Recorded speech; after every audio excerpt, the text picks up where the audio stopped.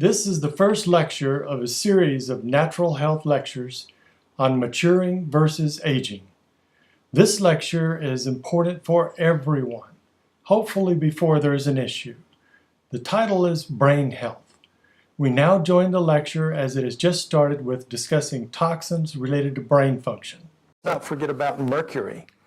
So tuna is a very high source. Tuna is the #1 fish that's consumed in this country. And it is the most toxic fish with mercury.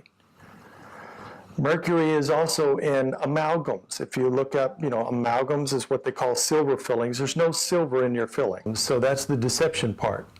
So amalgams, if you look up the definition of it, is actually mixing other metals with mercury. And a lot of times it can be 40 to 60% mercury, which is poison to the body, and it is particularly a neurotoxin to the human body.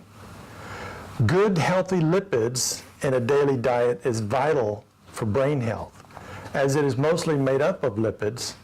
So good fats and oils help the brain to function, and bad fats and oils cause dysfunction in the brain, neurologically and throughout the cardiovascular system, which is in a degree in a lot of people's diet. It's definitely in the standard American diet, and most definitely in the Southern diet. So although the brain is mostly lipids, it should be worked like a muscle. If you do not work on it regularly, it will go limp, and you will lose that muscle for the purpose it was created for. So mental exercise is needed regularly. So not only thinking, reading, listening, but new challenges to the brain: colors, sounds, music, driving in different ways to work or wherever you go, or going home, doing things that are not repetitious. That doesn't exercise your brain. Doing the same thing, whatever it is not an exercise for your brain.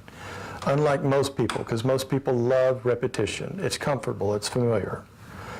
You got to get uncomfortable to stretch that brain muscle. Plus doing things that are mentally challenging, not stressful, but mentally challenging, that make you think. Let's talk about constipation. It's chronic. So here's the basic rule. If you eat 3 meals a day, you should have at least 3 bowel movements a day. I have the majority of the people come in and say, oh, I have no constipation. Well, how many meals a day do you eat? 3. And sometimes they eat snacks in between. How many bowel movements do you have a day? Usually they say 1. I've had people say as little as 1 per week. And they eat several times a day. And I'm thinking, whoa. So here's the deal. You've got almost as many neurotransmitters in the gut as you do the brain. And in some categories, more in the gut than the brain. So whatever's going on there directly affects the brain, and instantaneously. So if you're constipated in your gut, you're constipated in your brain. It cannot function correctly. You'll have memory problems, cognitive, all types of things that are setting you up for bigger problems. So another thing we're about to talk about is water. One of the first things to do is drink more water to help constipation. And then we could look at diet, we could look at other things. Constipation is also one of the high things that results in depression. Just like not enough water results in depression. Not enough water will result in constipation and result in depression. These days, different from the way it used to be, if you go and see a medical professional and you're depressed, they would usually put you on some type of antidepressant, and they'd want to get you off of that as soon as possible once they help, or at least point you to something that will help straighten out your life that got you depressed. Nowadays, they put you on antidepressants and they suggest you stay on it for life and don't get off. That's horrible. You also can't get, put it this way, in short, not to get too sidetracked here, but antidepressants also help control the firing of the brain cells so that you don't get too down. But guess what? You don't get too up either. So you can't feel great on antidepressants. So if you want to feel really great, you got to get off of them. But address the reason of why you're on them to start with. EMF exposures. EMF, electromagnetic frequencies. That's very serious. If you're on major exposures, unlike most people, because if you were, in a short time, your health is going to crash. It can even cause cancer, and does all the time. So your EMF exposure is also directly affecting your brain. It's electromagnetic. What is your brain? It's electrical pulses. So it's a direct influence. May I take a moment to show you something? Let's do this. I don't know, can you get a close-up of that for a minute? This is a meter that I would suggest for everyone. If you don't like this, get one you like. I like this one. It's not a digital. It's a standard readout. It doesn't have a bunch of bells and whistles, but it is developed by Alpha Labs, and it is the tri-field meter. Tri-field is one word, and it's 100 XE. Inexpensive. You can even find this on Amazon. And set it on this setting 0 to 3.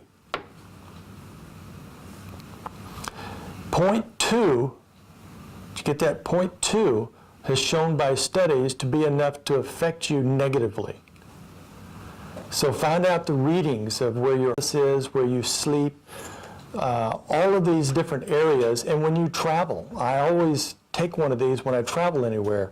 Hotel rooms, I want to check them out. I have asked for another room. Sometimes they'll set me next to an elevator. Sometimes I've been set next to where pumps are for a pool or something like that. And I can feel the difference, but this will prove it to me, and then I'll get another place. So it's important to stay away from those. It doesn't mean that you can get in a sterile environment. It's not possible these days. But what you do is you eliminate what you can and you minimize the risk. And I have talked about this in a number of lectures that you can find online in different places because it is a huge topic. We can get into smart meters and everything else. So EMF exposures are something to eliminate what you can and minimize the rest. What you have minimized and can't eliminate and say that it's work on a computer and that is your job, then you need to take frequent breaks and get away from it so your body can help reset. And it doesn't take long. Even if it was a minute or two, it does help a lot. Water is of major importance to all living things. In some organisms, over 60%, in some organisms, it's much more, but over 60% of the human adult body is water. According to the Journal of Biological Chemistry, the brain and heart are composed of 73% water, and the lungs are 83% water. The percentage of water in infants is much higher, typically around 75 to 78% water, dropping to 65% by 1 year of age, when we start already to decline, I may say. Body composition varies according to the gender and fitness level because fatty tissue contains less water than lean tissue. Body fat contains approximately 10% water, while muscle is approximately 75% water. Males should have about 5% more water than females. That also means intake. So how much fluid does the average healthy adult living in a temperate climate need? The National Academies of Sciences, Engineering, and Medicine determined that an adequate daily fluid intake is about 15.5 cups. Well, that's interesting because we're all different and we have different lifestyles. But, you know, they like to put things in a box. So there's their box, and then I'll give you other information. In comparison, about 11.5 cups of fluids a day for women. Basically, it depends on your size and weight and also your activity level and where you live, plus caffeine, carbonation intake, type of food, perspiration on a daily basis. In general, you should try to drink between a half an ounce by some standards That's per body weight. So gets this whole thing, and ½ ounce by some standards, but preferably an ounce of water for each pound you weigh every day. For example, if you weigh 150 pounds, 150 ounces of water a day optimally. That could change according to lifestyle that we mentioned. But let's not forget some little changes that can have drastic effects. So studies have proven, and is easily measurable, that 1.5% affects mood and brain function. So if you get dehydrated, let's say you don't drink any water for a few hours, and you get 1.5% dehydrated, it's going to affect your mood and your brain function. 3%, just 3, that's double that, can cause a person to get lost. All your rescuers, your forest rangers, all the different people are very familiar that 3%, if you're out there somewhere and you don't have water and you don't know where you're at, you could get lost and not find your way back. I know of a different correlation, but let me tell you, an airport that a lady has been at many, many times, this is different with mercury, but she had a lot of mercury release in her body in a wrong way that was helped to try to help her detox, and she got lost in an airport in her hometown and was crying and trying to call somebody to come get her because she didn't know where she was, a place that she'd been familiar with for years.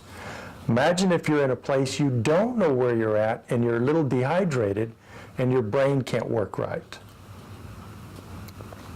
That could result in death. Joy is a huge factor. That's a change of subject, isn't it?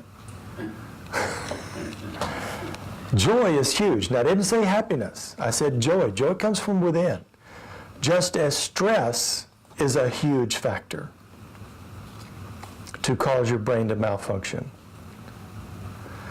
And we'll talk a little bit more about joy. But sleep and rest and peace are vital.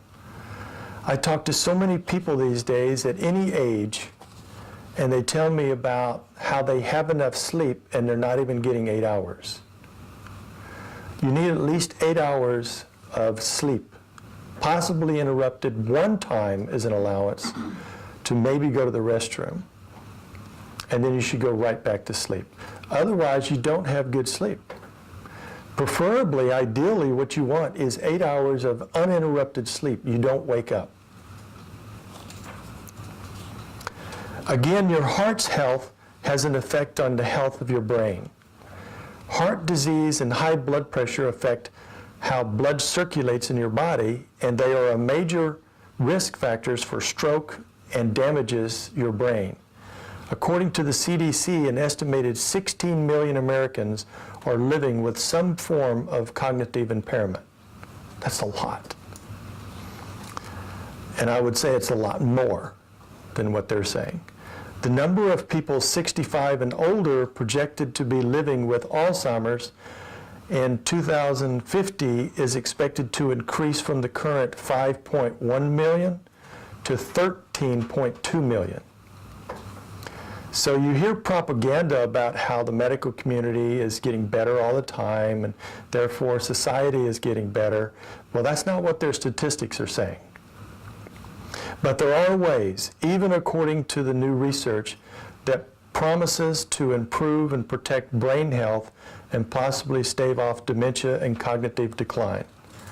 Implementing the strategies can help you learn how to boost your brain health and aid the fight of curbing dementia and other mental impairments. Healthy sleep. Although experts have not yet connected the dots explaining why sleep problems are associated with early indications of Alzheimer's, numerous studies link sleep disturbances to poor health, poor brain health. So sleep is vital. That comes back to the EMFs. If you have too many EMFs, like a nightstand with battery operated or electrical devices, where you're getting too much EMF exposure to your body or your brain, you won't get proper sleep, and you won't get REM sleep. Walking, not just daily routine. So I talk to some people and say, oh, I walk a lot. My job is walking. That's not the type of walking. I would call that stress walking. But purposed walking, relaxed walking. There's many studies. I don't want to take the time to name all the studies, but leisure walking greatly helps your health and your mental state and your emotional state. One study from Highlands University found walking gives your brain health a big boost. The impact of your foot hitting the ground produces pressure waves in your body that significantly increase blood flow to your brain to help preventing dementia. And along with an overall sense of well-being, those surges of blood help maintain brain health and cognitive function. When walking, don't pressure yourself. In other words, don't jog, don't run. You don't need to do that for brain health. Research shows that even though your foot's impact on the ground is lighter when walking versus running, walking still produces larger pressure waves in the body that significantly increase blood flow to the brain. And since there's no contact between your foot and the ground when biking, whether it's an actual bike or even a stationary bike, cycling had no effect on beneficial pressure waves in the brain. So there's a lot to be said for walking. Health nuts. A study by University of Illinois found that monounsaturated fatty acids, nutrients found in olive oils, nuts, and avocados, may hold the key to having a healthy brain. Can I say duh? Foods rich in monounsaturated fatty acids, good oils, and good fats are key components of the Mediterranean diet, which is also linked to protecting long-term brain health. Eating foods rich in these acids contribute to optimal functioning of the networking in your brain responsible for preserving cognition. In fact, a recent study also shows that in the Greek population in Greece, that they have sometimes an average of a cup or more of olive oil, and oftentimes extra virgin olive oil, and do not have the same mental and cardiovascular problems as other people do in other cultures.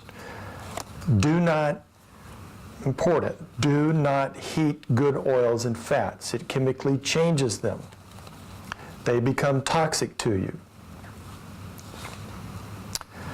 Let's talk about stretching. Just 25 minutes a day of stretching and mindfulness meditation. That's an interesting thing. Mindfulness meditation, or should we say intentional meditation. With deep breathing is another key, can significantly improve brain function and energy levels, according to a study from the University of Waterloo. These exercises improve focus and concentration in everyday life. So, meditation is a way to focus something to calm yourself. So I'm not saying this, that, or the other. For instance, Scripture tells you to meditate on the Lord. Didn't say think of Him, it said meditate on the Lord. Plenty of good vitamin C. I'm going to talk about two types. We know vitamin C is good for a nasty cold, but it is also a significant impact on brain cognitive function. According to six 2017 studies, the vitamin found in fresh orange juice, broccoli, Brussels sprouts, bell peppers, and kiwi lowers oxidative stress, when free radicals are more powerful than the body's ability to fight them, which can cause a decline in brain health and overall well-being. One of the things that we do when we work with people, most people are familiar with vitamin C. It doesn't mean they're all taking it. And one of the ways that marketing does it is to add it into your typically multiple supplements. I also don't promote multiple supplements to people. It doesn't work right in the body, but it's easy to sell, and people love to do it. Why? Because you don't have to do much. You take a pill, and you think you're okay, and you go on your way, and you suffer the same as everybody else that's not taking that pill, with cognitive, cardiovascular, and other health problems, including cancer. So we have ways of doing that. But let me explain the point of two types of vitamin C. One is what most people take. So if it's in a capsule, or it's in a tablet, or if it's in a powder, it's a type of vitamin C, and I'm just going to round off some numbers here, that about 90% of that is going to go through your gut. And maybe 10%, actually less, is going to go into your blood. And then there's the liposomal C. It's a fat source. It does just the opposite. It will go into your gut about 10%, and 90% will go into your blood. Well, your gut needs vitamin C, but your blood needs vitamin C because it goes throughout everything in your body to bring you those antioxidants to clean up things. Let me say this. What we do with people that come diagnosed with cancer, day one, we've got to get them on enough vitamin C for their gut and in their blood every 24 hours to keep the cancer from spreading anywhere. And thus far, praise the Lord, we have not had one single case where their cancer spread from one location to another once they started the program. Simple thing like vitamin C is very, very important. It's important not to overdo, and it's important to get enough. So if you want to read an article, I'm sure it's going to tell you exactly what you need for your individual body and your individual lifestyle. No. You need to be seen by a professional to find that out. Plenty of types of vitamin C. So also there are good ones and bad ones, and that's a long topic. So let's go on to be heart smart. The American Heart Association says the same risk factors that cause heart disease are also major contributors to late life cognitive impairment and Alzheimer's disease. The connection is primarily blood flow. You're going to hear that over and over and over. The brain needs proper blood flow, which both the heart and brain need to function properly. As we age or mature, blood vessels slowly become narrow. This starts at an early age, preventing optimum blood flow throughout your body. This form of heart disease is one of the leading causes of heart attacks and strokes. But it also causes damage to blood vessels leading in and out of the brain. Most people have heard of carotid arteries, which threatens brain health.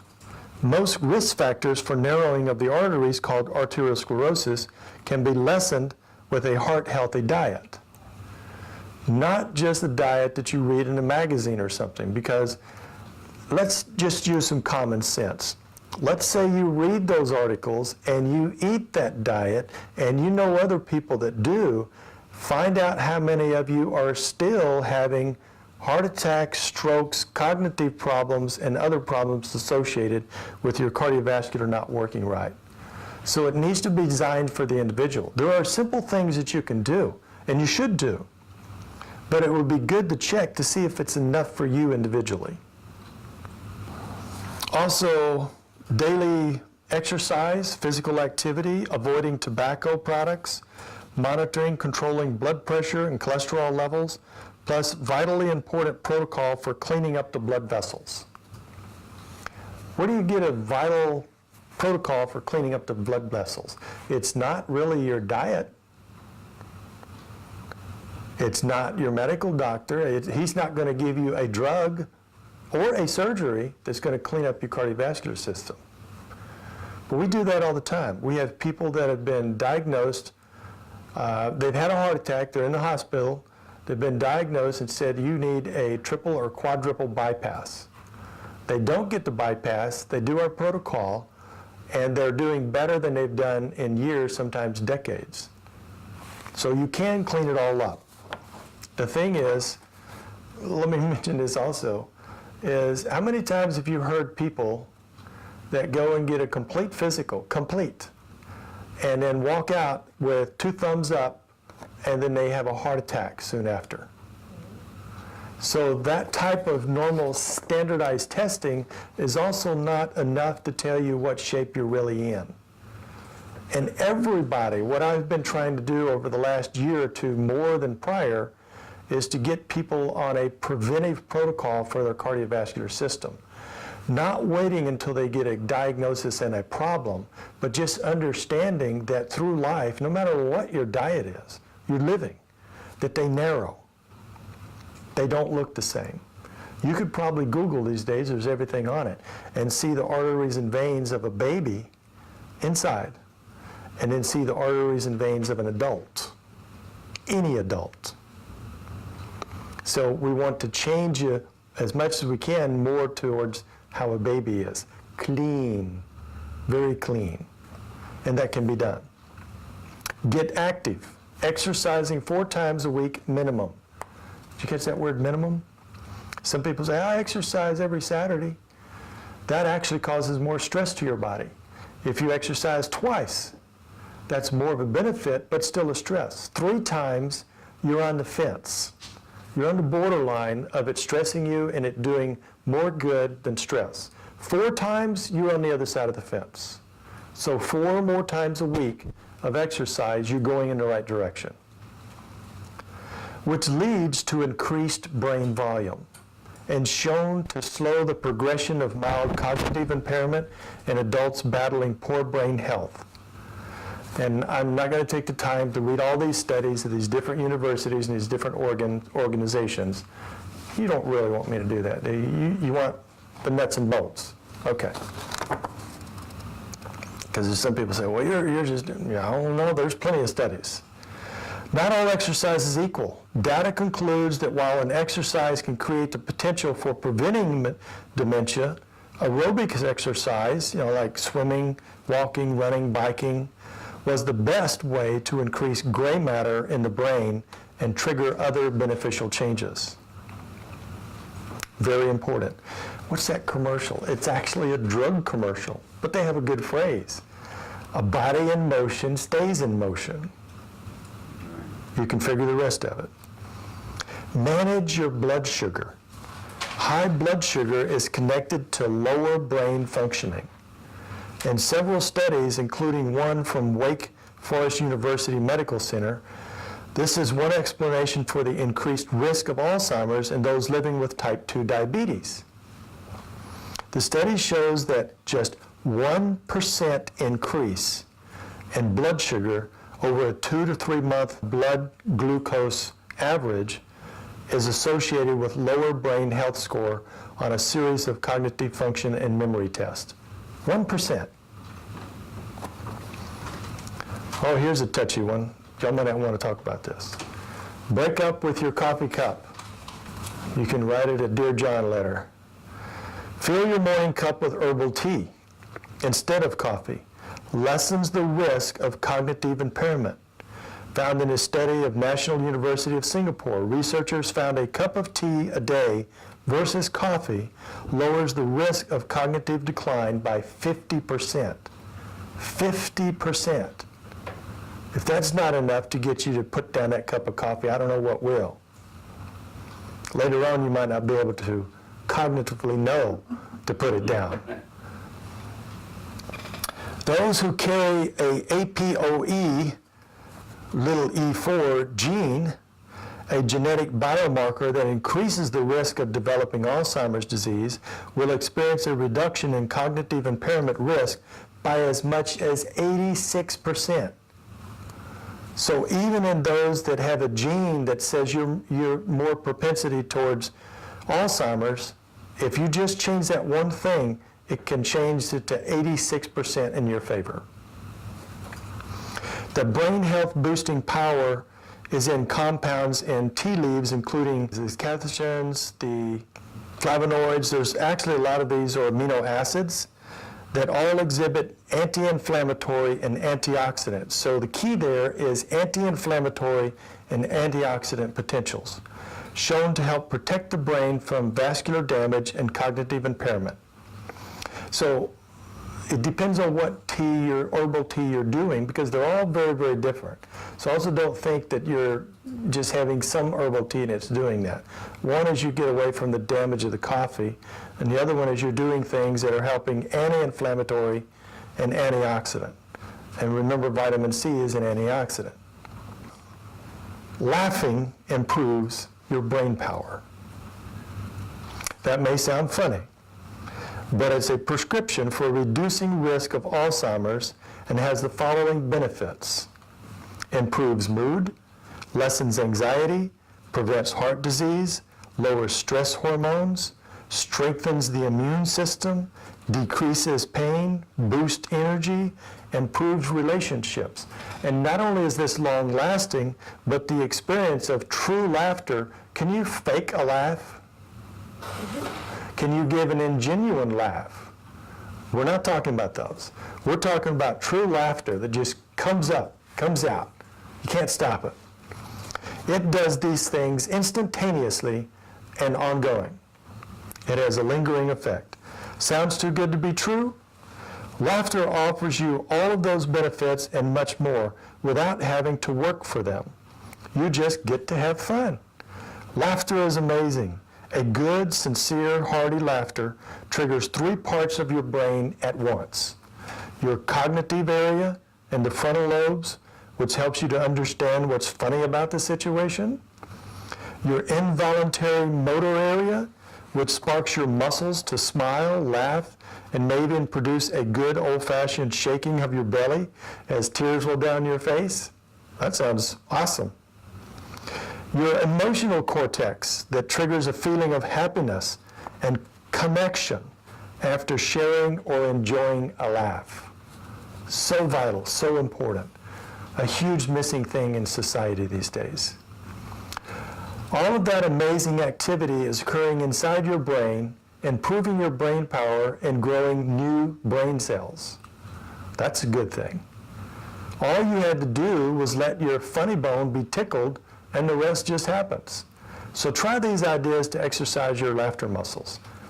I find more and more people having difficulty truly laughing.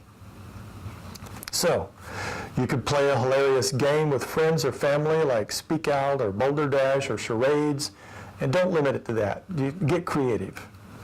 Watch an old comedy by Charlie Chaplin or Buster Keaton or Lucy, or those that make you actually laugh, not just smile. You could be laughing on the inside, but it's a huge chemical difference and benefit when it wells up and it just comes out. When visiting friends and family, bring up awkward and funny moments that happened to you recently or even years ago, and that's a very good social thing, and it's a good humbling thing. Very good. Sometimes it takes a while to reactivate an underused laughter muscle, but you will never regret sharing a laugh and making it a part of your life, which leads to relationships. Laughter connects you with those around you. This connection is a vital exercise for a healthy brain. I got to stop for a moment. There was a pastor friend of mine, and we were at, I guess I'm not supposed to mention, we were at Sprouts. So we were at a store, and I don't remember what it was, but I remember very good that we started laughing so hard that, yes, the tears were coming down, and you can't hardly breathe, and every time either one of us would say anything, it would just stir that laughter again. And people around us up and down the aisle started laughing and coming over. And when they could finally communicate, he says, what do you got? I want some. What is that on the shelf? I want to get some of that. It was just great. And I don't even remember what it was. But the point is laughter and joy and letting it come out. I love it. Our fear of dementia may be linked to losing not only our intellectual capability, but also ability to function in relationships. Relationships can protect your brain as you mature. A 10-year study in England measured the impact that positive social support has on the risk of developing dementia. So let me say this for a moment before we finish that. I hear this a lot. Well, I live alone. Or I know somebody, but we're just not very happy. It's a choice. It's not a circumstance. I don't know my neighbors. I don't have family around.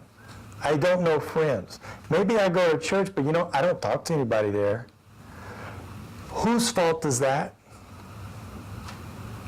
Why don't you know your neighbors? Why don't you know the people that you see often? Because you're not stepping out. How about start with just hello? You could even get adventurous and say, how are you doing? And one thing will lead to the next. Just take the step. And if somebody doesn't respond good, then remember where you were and have grace on them and move to the next person and give them a bigger greeting.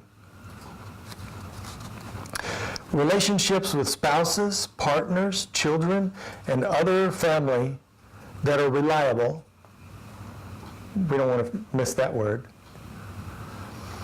Approachable and understanding reduced dementia risk by 17%. It's well known that having a rich network of close relationships, including being married and having adult children, is related to a reduced risk of cognitive decline and developing dementia. I'll also say that grandchildren help a lot if you truly interact with them. It's not osmosis. So you've got to interact with them, called play. Because what do grandchildren want to do? Do they want to have a real serious talk? What do they want to do before, after, and during food? Play. What do they want to do during ... Play. So interacting with them will cause you to play. You might even find yourself laughing.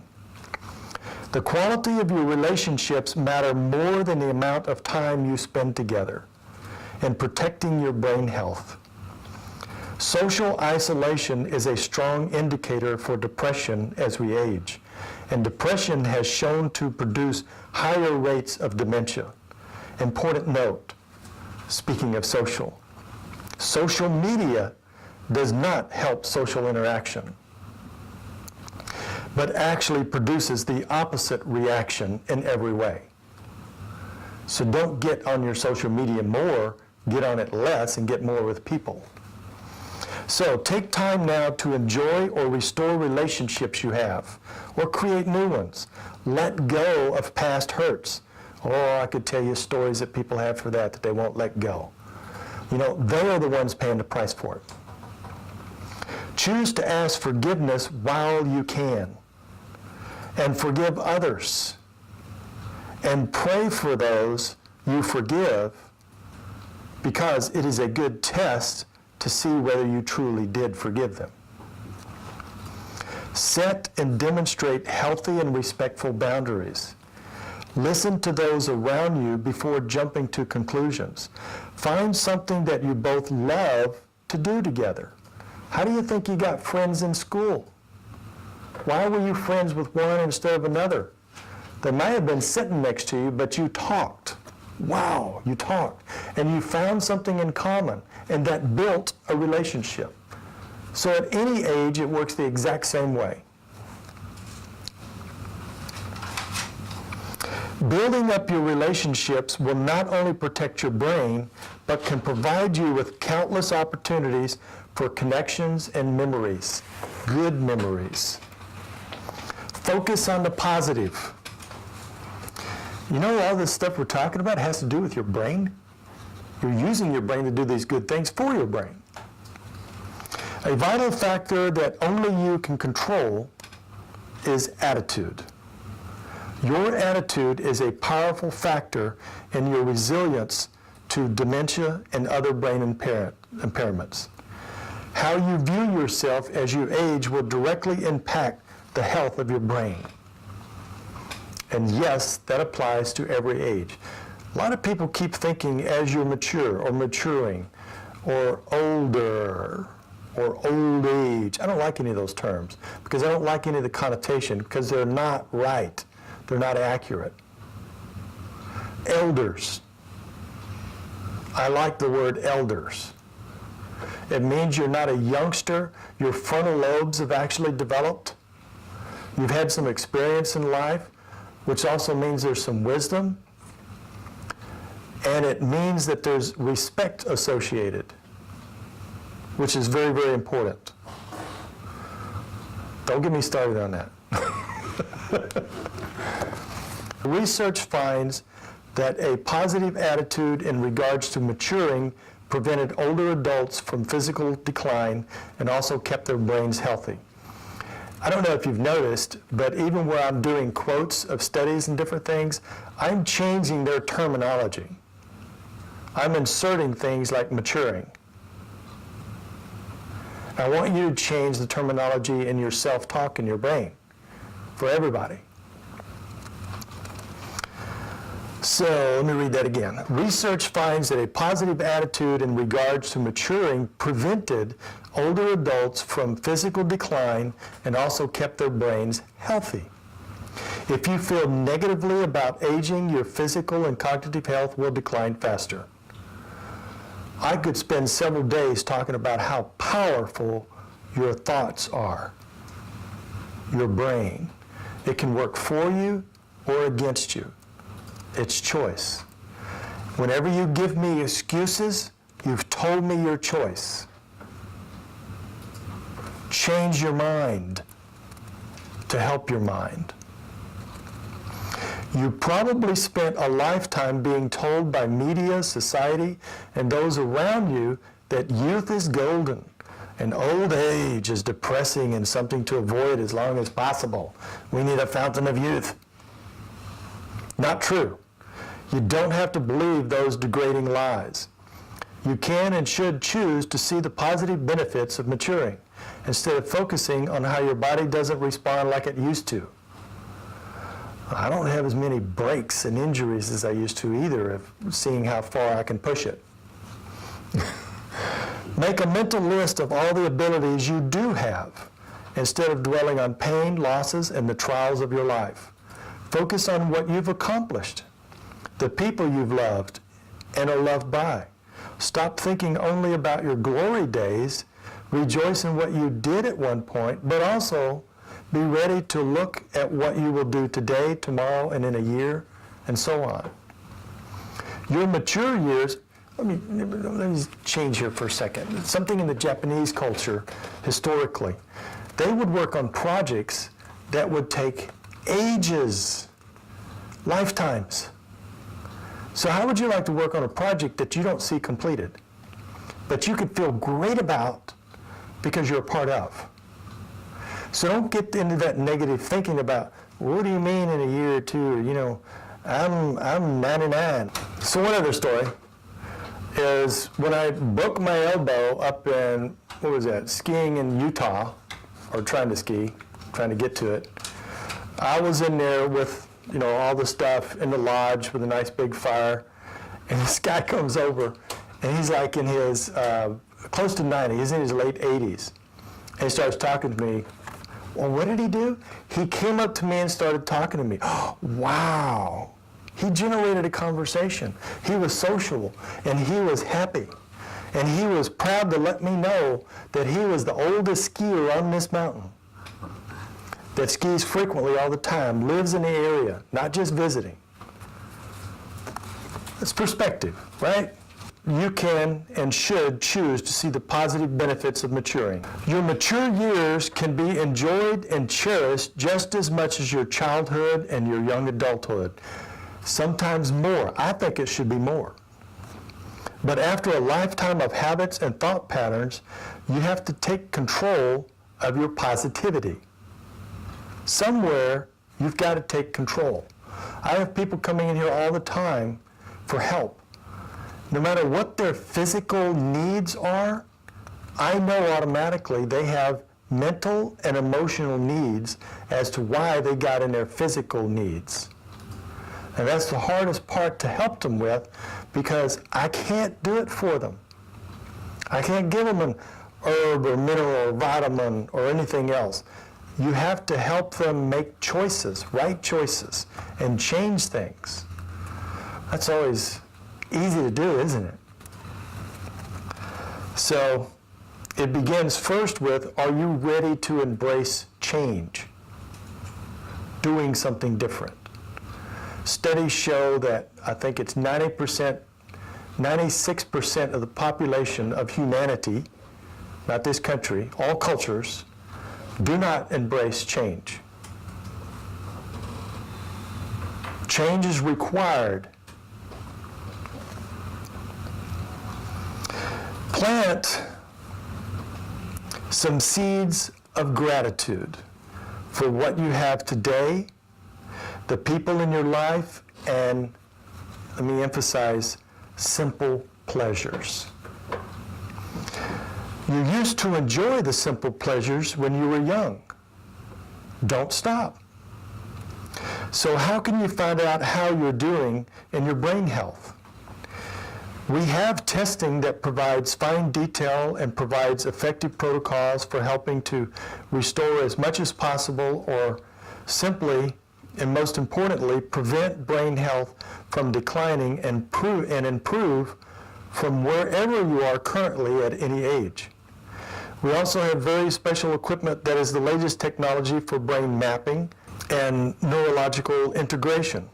It is absolutely profound in what it can find in detail and provide protocols and neural integration specifically for individuals' current state of brain health and function. I haven't had time to edit this, just to let you know. I did this last night because it was to keep me on track, so I'm going to have to edit while I read. The equipment is called ClearMind. The testing looks similar to an EEG test. You wear an EEG cap and you test separately on each area of the brain, one at a time. There's two tests. One is with your eyes open and one is with your eyes closed to test each section of the brain. It goes beyond what neurologists can test with a normal EEG. It also will provide information of what supplementation is deficient for the individuals related to brain health, mostly listing different amino acids, particular minerals, but occasionally it will include certain vitamins if needed. So that tells you also that minerals are very important for brain health. Amino acids are very important for brain health. And if you just go get, yes you can go get a complex of amino acids and a complex of minerals, and you can do the throwing mud on the wall to see if it sticks, and hopefully that wall is not Teflon. Or you can get targeted as to what you really need. The majority of the people, if they do anything, they'll try to throw a piece of mud up there and see if it sticks. What are you risking? Your brain health, your cognitive ability, relationships, your physical health, your mood, ... all the way down the line. And you can do that. But there are other ways. The brain mapping is to find out the state and functioning of the entire brain. The system is connected to specialists in Arizona that will provide me back the information needed within 20 minutes. It is usually about a 20-page report that we get on the professional side for the client. Bless you. For the client is summarized in a 2-page report. The next step is to use separate neurointegrator equipment attached to the ClearMind system that will work only on one section of the brain at a time, bilaterally, that needs the most help.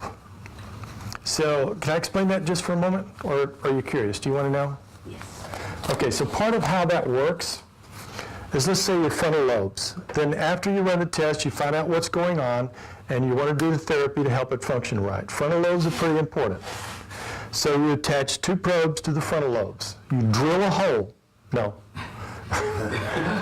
You just have this little paste, and you put a flat gold-plated probe right there. It just gently sticks there.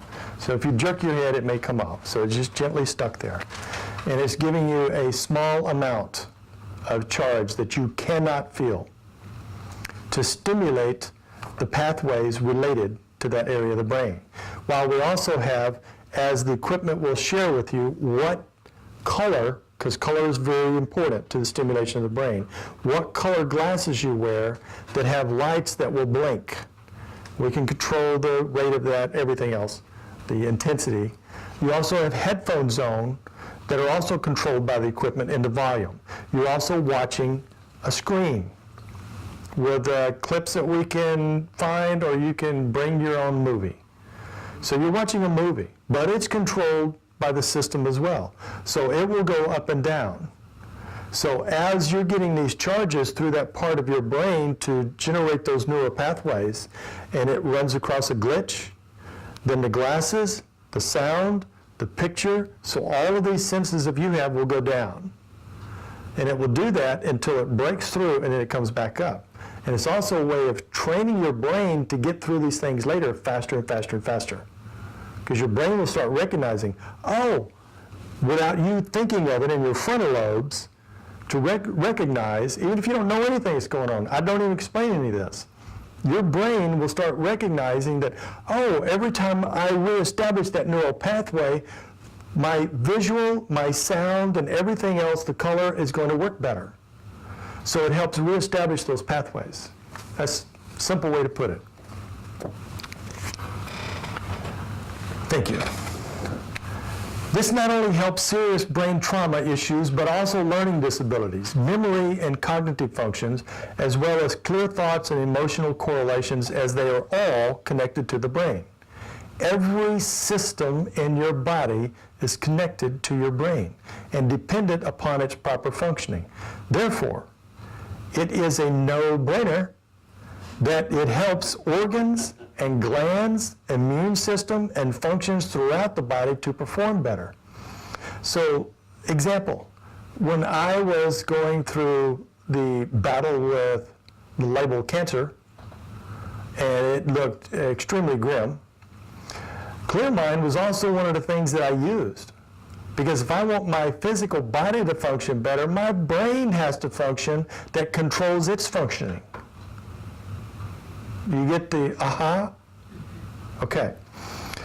Let me talk a minute for TKM, because it is vital over everything. TKM is obviously vital and profound with results if you know anything about it. So this is in the box like reading a magazine, because there's a lot more to it. But very basics that you need is gallbladder sequence, liver sequence, the 5, 6, 7, 8 sequence, and the number 14 sequence. And generally work on any and everything that's waist level to help brain function.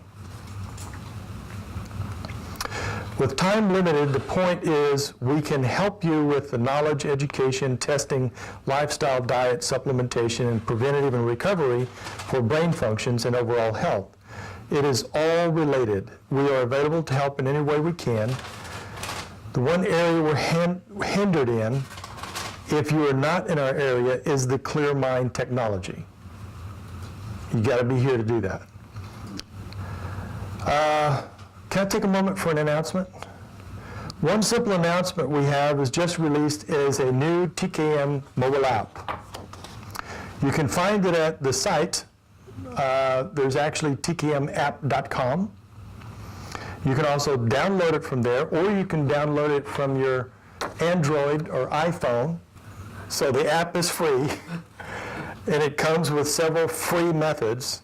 And then there's a nominal fee, $1.99 for additional methods, which is discounted if you get them all at the same time. Our next lecture will be on cardiovascular health, and all of this is related to the series of maturing versus aging. So I would register now. So that concludes what I've got about that, and I feel like I could talk about real fast at least 3 or 4 more hours on these topics and a few more that are vitally important, but that gives a start because mental health is vital and it's something that's not being paid proper attention to. And the main thing is we got to reach society because they're the ones that make the difference. You can't depend on the medical community or pharmaceuticals or herbs or something else that's going to do it for you. It's you that does it. So it's education that's needed. So that's what we're providing. Yes? So what is the protocol for cleaning up the blood vessels? We have things that will do basically what you call an oral chelation because we don't do anything invasive here. And it takes an average minimum of 1 year. Very effective. So what is oral? Or professional grade things that we prescribe for you, and also dietary changes. And I really want to impress that some at least minimal physical activity is included with that, because it even helps what you're taking to work far better and far faster. But in situations where, let's say, you can't exercise, it will still work. It's just slower, it takes longer. Coming back to this clear mind technology, so how long does it take? Is it only done one time, or how does it work? Typically, it is a minimum of 20 average, let me change that word minimum. It is an average of 20 sessions for one section of the brain. It depends on how much damage there is in that area, because this is also used for physical brain damage, autism, learning disabilities, all types of things. But you picture physical brain damage to somebody who has a little bit of cognitive or memory problems. It's going to take a lot more for this one than it is for this one. So how do you narrow it down from the entire brain that just to test this first or that first? I mean, The equipment does that. It tells you there's multiple protocols of the type of program it's going to run with the probes attached. So it's not just a small little electrical charge that's going through there that you can't feel. It's actually a particular program for what it determines that your brain and that part of the brain needs. what part of the brain? Yeah, it's very defined and very particular. Very individualized. Very individualized, and every time you're going through a treatment, we're also getting a second-by-second EEG readout of that area to see how you're doing. What areas are good, what areas... It gets very, very detailed. How much time each session takes? The actual session, from when it's running to when it stops is about 30 minutes, but it takes about an hour for setup and afterwards. So you allow an hour, but the actual time that it's working is going to be about 30 minutes. It's profound. I feel it profoundly when I do it. Some people don't feel it profoundly. Also depends on how sensitive you are to your body and what you feel. I see other people that don't feel it, and they're doing it for cognitive reasons, and the people around them are telling us the great difference that it's having.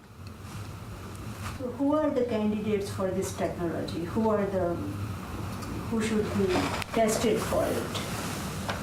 Who needs help with their brain or their memory or any kind of functions in their physical body?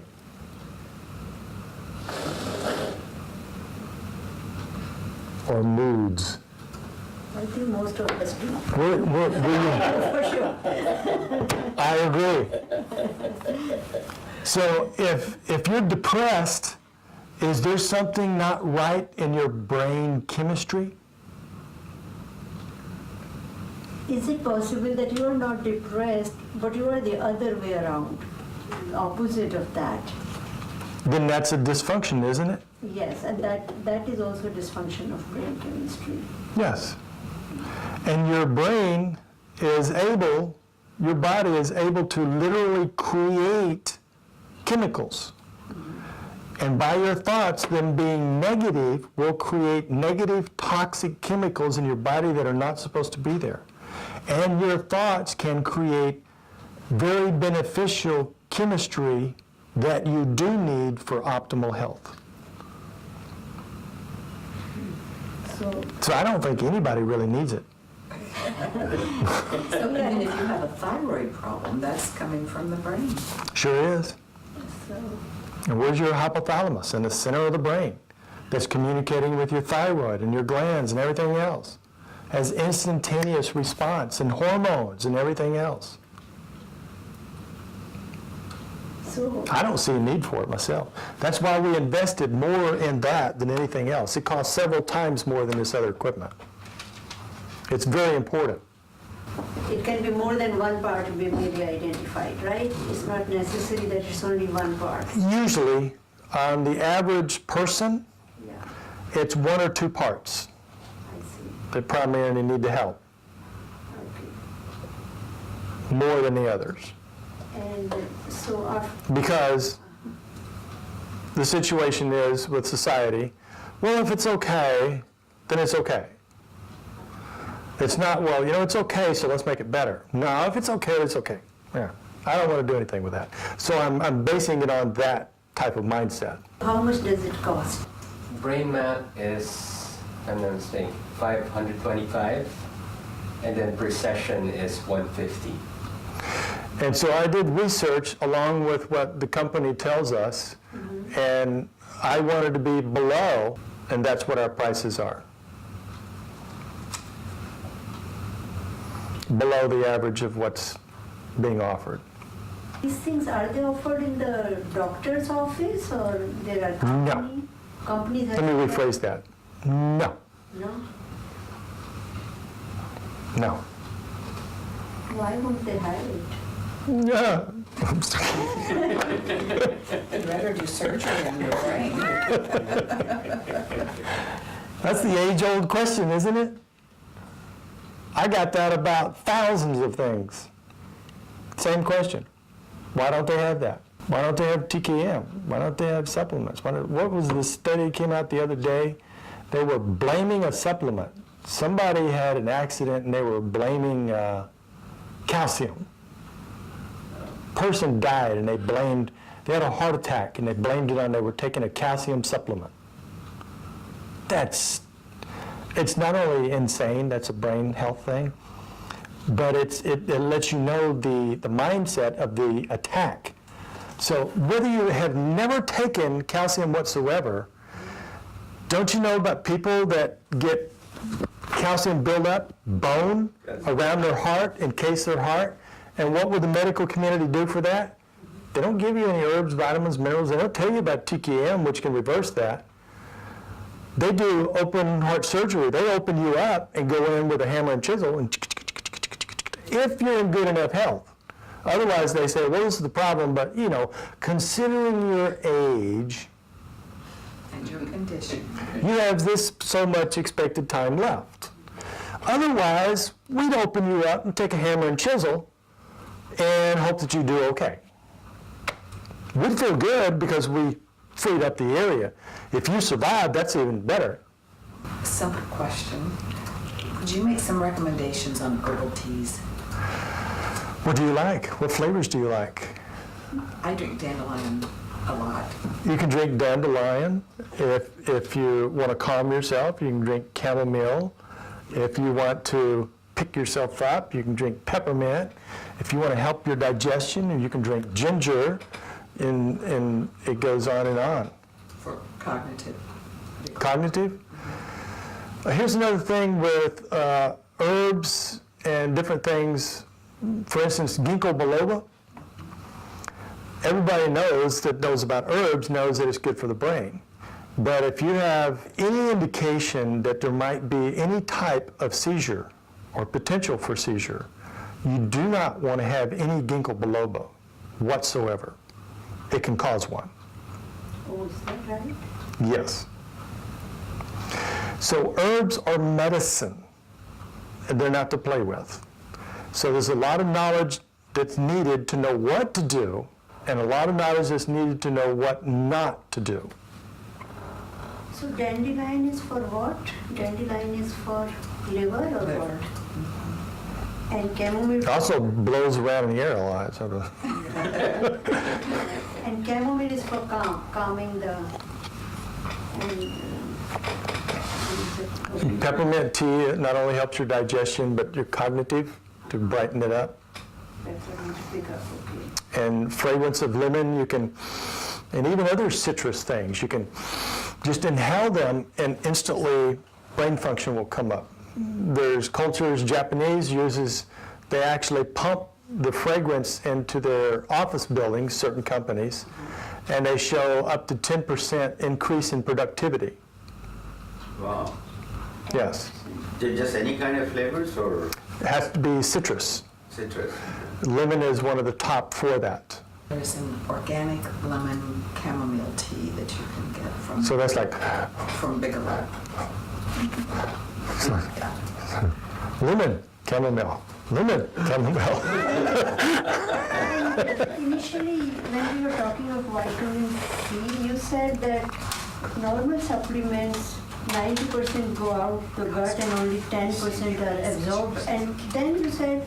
I think that, I have to look, but I think that's actually 93% to 7%. Okay. Most vitamin C's that you get out there go through your gut. Your gut needs vitamin C and antioxidants. Right, so most of And very little of it goes into your blood, which you really need. So which one goes in the blood? The fat source, The yes, fat? Liposomal. liposomal. What is that fat source? It would be a liquid vitamin C. Liquid. Vitamin C is... Right. We have it refrigerated because it's fat source. So I would grab it off the shelf, but we keep it refrigerated because it's fat source. When you say fat source, I am hearing this term for the first time. What does that mean? Well, oils are also fat. Oh, fat source, you said. Fat, F-A-T. FAT, okay, I got it now. Fat source. Because it gets in areas that the other cannot get into. It's the same way with detoxing the body of heavy metals. You can use chlorella and cilantro and all kinds of things, and they'll help what they do. But if you want to get deeper, you will use a lipofos, EDTA, and things like that, a fat source, to get into areas that the other can't get into. These are fat, they get dissolved in that fat, and they are able to enter the body that way deeper. Right, and that's a fat subject. So then why doesn't everybody knows about that vitamin C? If it is in fat source, it will be done. I mean, we will benefit. That's my question. That's my question. I'm trying to make a difference. That's why we have these lectures and different things like that. That's why I have to, like last night, I'm saying, if I start talking about one of these subjects, I won't be able to get to the next one. So I better write this thing down and go by notes. Because it just goes on and on and on of this stuff that we really need to know. So talking about this fat source, I mean, how does avocado fit into this? What kind of positive? Healthy fat, good fat. Yeah, avocado is very healthy, right? Yes. Olive, avocado. Plain food. What about this coconut oil they talk about? That? Overrated. Also, and this relating to coconut oil, MCT oil, what is your The better part of coconut oil. Coconut oil is not very absorbable at all. You want to test it, put it on your skin. However many hours you want to wait, it's still there. MCT oil, a derivative from coconut oil, put it on your skin, absorbs in. Very good thing. They get caprylic acid. Caprylic acid is a derivative from MCT, so it keeps coming down. So it has good properties, but it as a whole, I don't ever prescribe it to people. But it is a big fad that's out there that's lingering quite a while. And then there'll be another fad, because that's how things go. The main thing I want to mention about any good oils or fats is that if you heat them, I've said this to people and clients several times over and it still doesn't click, is that if you heat them, you change it chemically and it becomes bad for your health. Is it heating up to a certain point that it starts smoking, or just heating at all? The average is boiling point, water boiling point. And so if you put oil in a pan, or you bake, or you do any of those things, is it going to reach over boiling point, 212? People that like oil in their food, and it is good, then what I suggest is cook your food, bring it out, put the oil on it, eat it. But if you cook it with it, then it becomes bad for you. So what is it if you eat fried food? You get headache next day. What is one of the reasons that you might get a headache? Because it clogs up your gut and clogs up your arteries and don't get proper blood flow?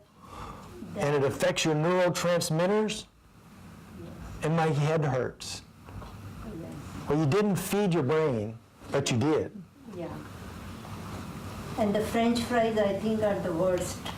I mean, You American fries or French fries, either way. It's